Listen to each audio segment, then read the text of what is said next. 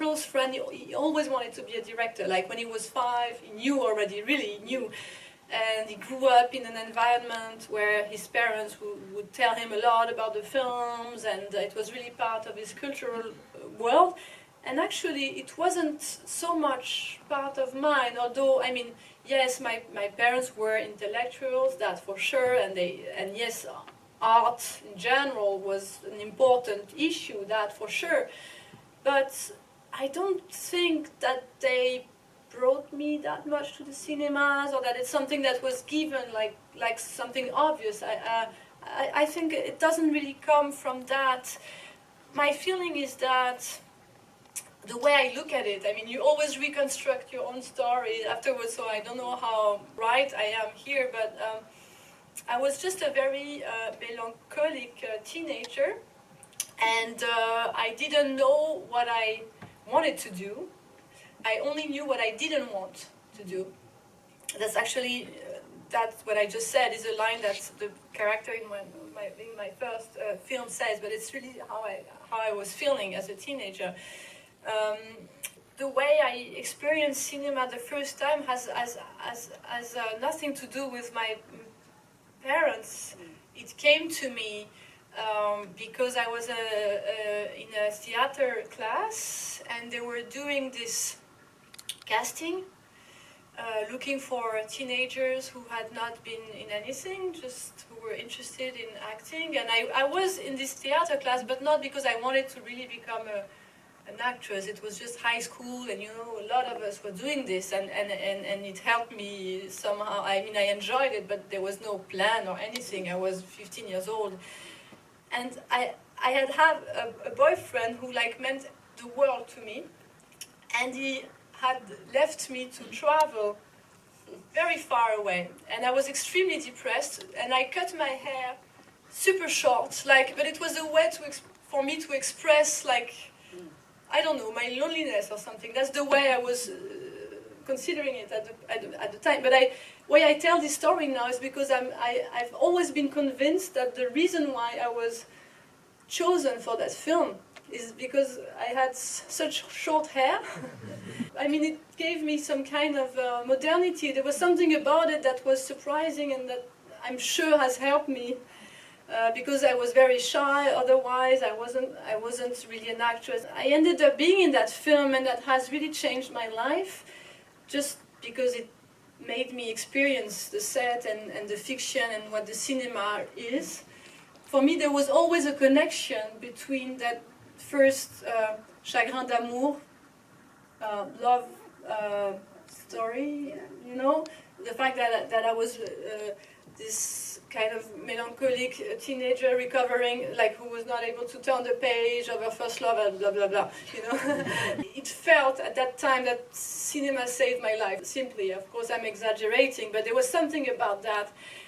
And after that, it's not that I was aware that I wanted to become a director, immediately at all. After that, I just went back to school, and I mean, I was just shooting in that film for a few days. It wasn't a huge experience, but still, for me, it was. It impressed me a lot to see how the director was working, and the way cinema, when it deals with life, is like life but more intense. It was exactly what I was looking for, and that it made me feel more alive, and that feeling, I think, stayed with me in the next years. This was the one moment where I really felt alive. And then I studied very different things. I mean, I studied German literature. I wouldn't go to a film school.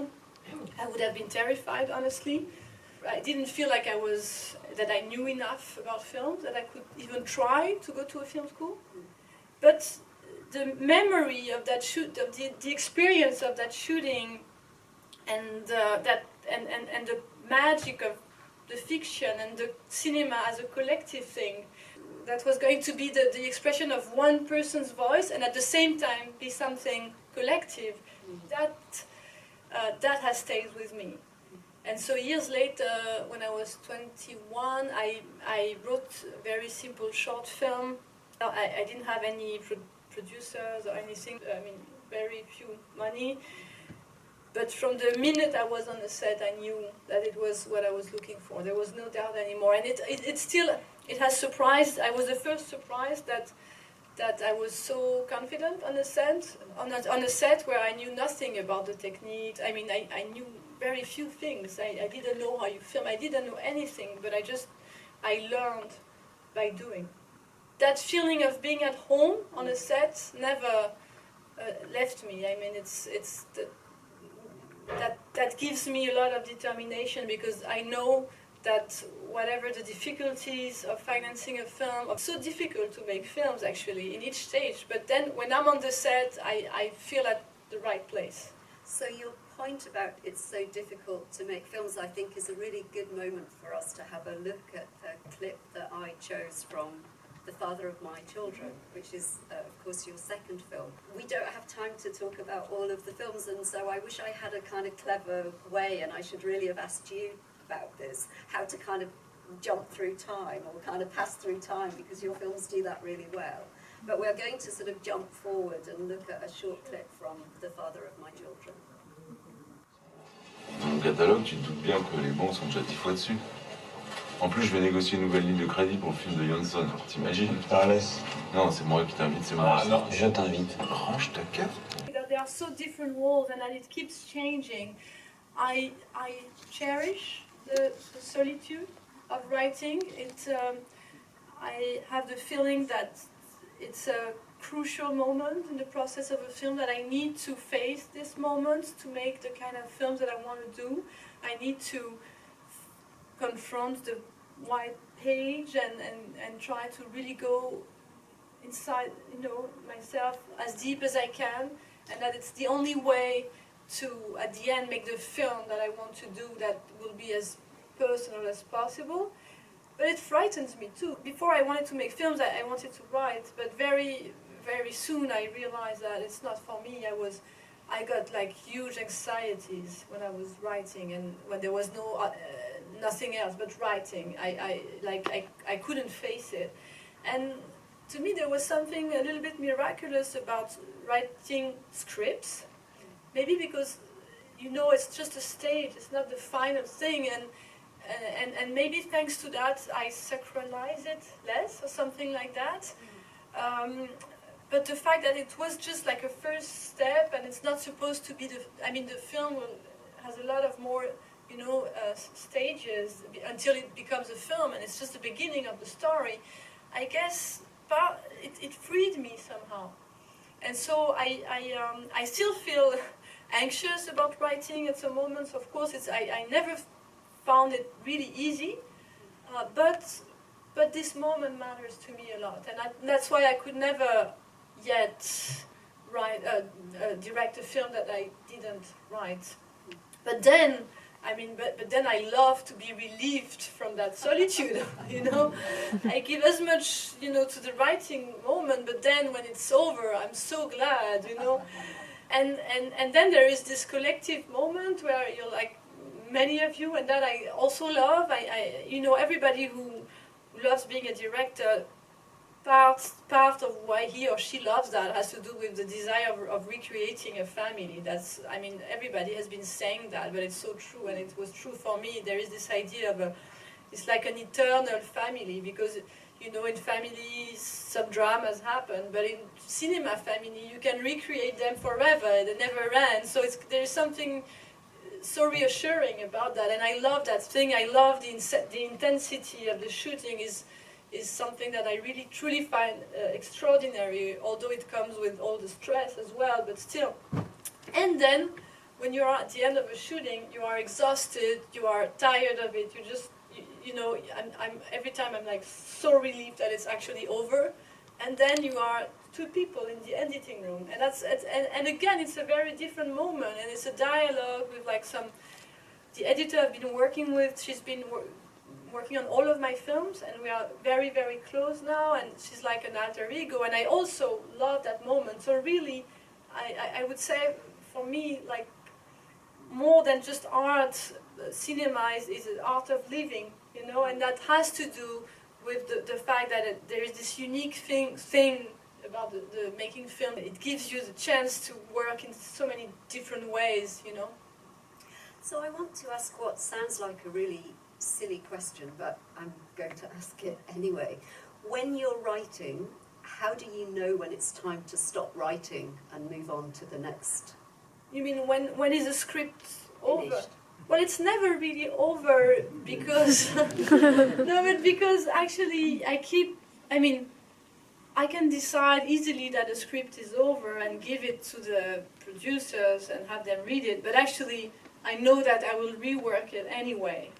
One specific scene, like there were so many things that he knew more than me about it because it was obviously inspired by his experience. And it was so nice to have like this dialogue with him, and the actor, the main actor in the film, Felix, who I really love and we are still very close friends, also helped me a lot when we were struggling. So it was really like the three of us. And then a lot of young actors were unknown. Some of them actually became famous as actors, or even in other things, like one became a quite famous cartoonist in France, but there was such a strong energy in this film, and also the fact that we were in the music for 2 years. Now I can't even listen to that music anymore. Because one thing is that I've spent too much time listening to that, and the other thing is that it makes me melancholic again, because I want to get back, that youth. But it was,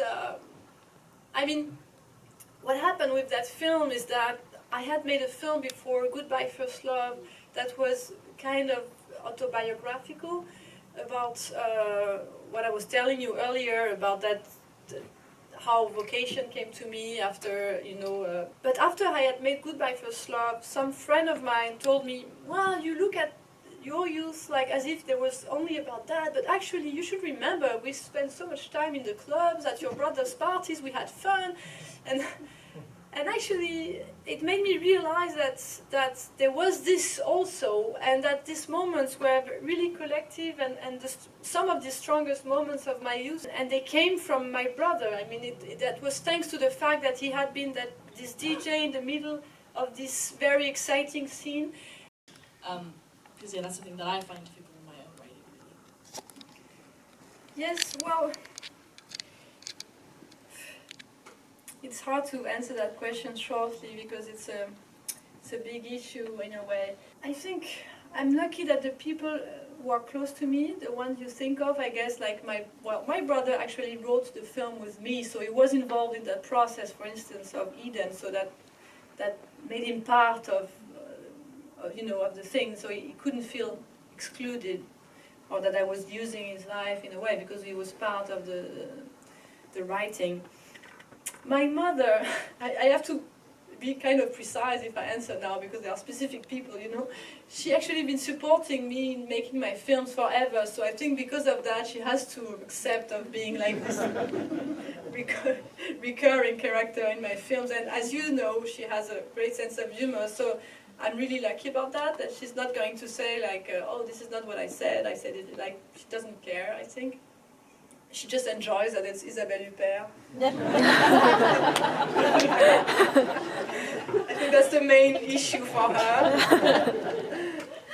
But maybe I can tell another story, maybe another, interesting story is another way to answer you, is about my daughter, actually.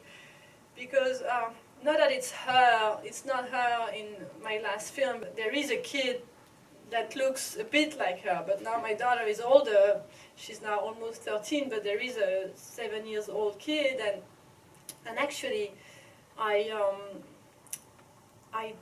took my daughter with me to Cannes, which I always try to keep her away from all of this, but in this case I had to, because there was, like, my grandmother is playing in the film, and I think it was important for her, she wanted to be part of this, so I took her to Cannes, and in the film there is a scene where, for the ones among you who have seen the film, you maybe will remember this, there is a moment where the girl starts to, she has a problem walking, she says she has a limp. She has a limp, okay, and the mother brings her to the doctor, and the doctor says, like, she hasn't got anything, actually, she's fine, and the mother is like, okay, should I pretend it's really, like, she really has, well, pretend it will go, you know, and it tells you something about the fact that maybe she's unhappy at that moment. So there is this thing, and that actually, I mean, my daughter actually had a limp years ago, and it was in a different context, but there was also that moment where the doctor told me that during the film, like she started to protest, you know, and to the point that I had to say shh to her because she was disturbing the screening. And we had that discussion afterwards. She was still pretending that it was true. She actually had the problem, that she had a limb, and it wasn't fake, you know. So, but that's the worst. I mean, I'm telling you, and not to say that it wasn't ever more dramatic than that for me, but maybe I'm lucky that it wasn't worse than that. Yes, we've got so many questions. I loved One Fine Morning, and Bergman Island was my favourite film of last year. And I wanted to quickly ask, because you said that you write chronologically, how did you make the decision to change things up in the middle of Bergman Island? Because that kind of blew my mind when you started to have a film within a film. Yes. I would say Bergman Island is very special for me in terms of script writing, because it's the only film that I wrote that isn't realistic. I mean, if we take the definition of realism, I guess Bergman Island is the only story that I said that I wrote that wasn't following the rules that you usually follow. But the amazing thing about it for me is that it was never. I never said to myself, oh, I want to write this film that will not follow the rules and where I will go from reality to fiction and I will make a very complex way of telling the story. It wasn't intentional. What I mean is that it just happened because I was trying to make a film. I wanted to make a film that really captures the process of writing for me, how it works, how inspiration works, and how when I write, there is this confusion that I create or that comes from the writing process between the real life and the imagination. And at some points, I don't even know anymore. And I actually don't like what really happened and what was things that I made up in a way. And I wanted to capture that. And it's because I wanted to capture that I wrote the film that way. It's not because I wanted to write in a different way than my other films. So actually, even though at the end it's a film where you have this more of a strange or surprising or complex structure with a film within a film, and then there is one more layer at the end where you don't know where you are. But it can, what I mean is it seems like it's something theoretical or more intellectual or more abstract, but it wasn't for me to write, strangely enough. I wanted to write a film that would be about a couple of filmmakers that would deal with inspiration and creation, and that would be set on for and I knew that at the end, as I said, when I start writing, I always know where it's going. So I had the notion of the last scene, and that's how that happened. How it turned out. That I had to write. I had to go within Chris's film, and I had to really let that be told on screen. But it was just the expression of what I was trying to say. It wasn't an intentional trying of me to tell a story differently. And I actually enjoyed it a lot because there was nothing. It was effortless, to be honest. It's not that I tried the script to look more original. It just happened thanks to what I was telling about. I'm sorry to say we have time for probably 2 more questions. You were talking about you want to make a film about filmmakers, so I want to ask, why did you choose Bergman? Why is this about Bergman? And because there's also a scene in the film, the couple argues about which Bergman film they are going to choose to watch. And I want to ask, which one is your personal favorite among Bergman's films? You want a short answer? Okay, short answer. to that question. Well, Bergman is obviously a director who I admire, but I also admire other directors as much, like François Truffaut or Robert Bresson or Romer, you know, but they don't have a place like Forer.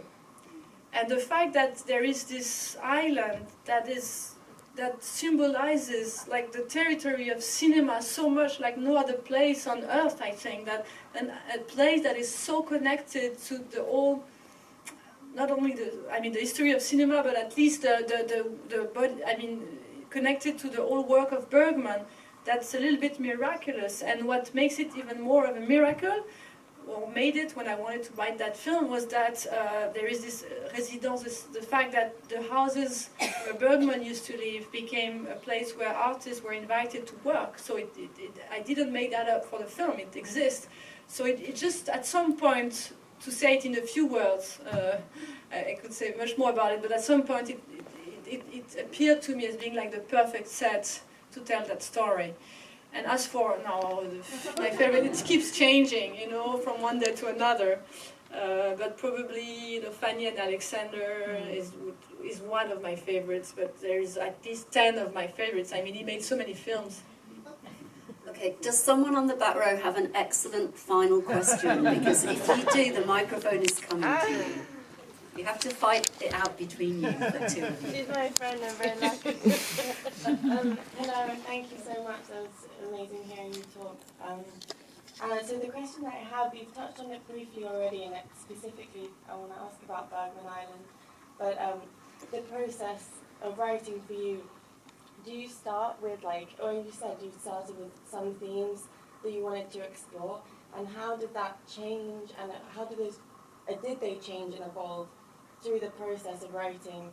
And did you come out kind of thinking, oh yeah, I did the things that I wanted to explore, or did you kind of learn more and sort of get inspired to write different things? Because it's as a film, it's so much about that process. I just felt like, and you were saying that even the form changed as you were writing. So if you, the themes specifically, I'm curious about. Well, I think when I write, I do have a quite precise idea, again, as I said, of where I'm going. But it's just, it's like I have the road, you know, I have like some, how would you say, stones, like... Stepping stones. Yeah, I know it has to go this, here and there and then here, you know, like... But that's just a way. But then, of course, the experience of actually writing the script makes it different. Not what it's really about. I don't think I ever wrote a film where at the end I thought the film was going to be about that, and at the end it's about something really different. I think a lot of the films and the emotions that habit me before writing, they are still the same at the end. So I'm basically trying to get closer to these emotions. But what really changes the thing and gives the whole meaning to it, how it unfolds, comment ça s'incarne, how it incarnates. Well, I think unfolds. Yeah, it's about something that at first is abstract, and it becomes more and more real. While you write it, it becomes there is no truth of anything until it, you know, until there is a scene and actors to play it. So it's just you have a certain idea of a music or a kind of truth related to your experience, and I'm trying to get closer to that. So, I mean, the emotions remain the same. The reason why I make a film, that remains always the same. But then you can be surprised when you write it of how it expresses itself, you know? Thank you. I'm sorry that